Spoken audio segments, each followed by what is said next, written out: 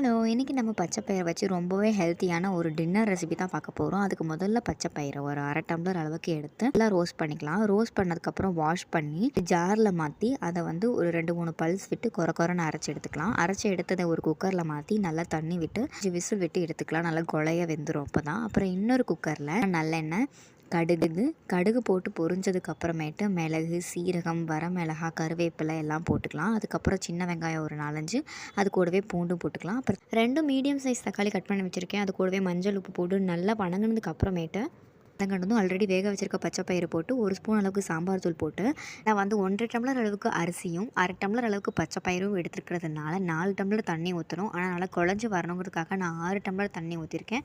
தண்ணி ஊற்றி தண்ணி கொதிச்சதுக்கு அப்புறமேட்டு அரிசி போட்டுக்கலாம். அரிசி போட்டு உப்பு செக் பண்ணிட்டு குக்கரை மூடி வச்சு ஒரு 2 விசில் விட்டு எடுத்தோம்னா சூப்பரான பச்சை பயிறு சாதம் ரெடி ஆயிரும். அது கூட நெய் விட்டு சாப்பிட்டு பாருங்கள், சூப்பராக இருக்கும்.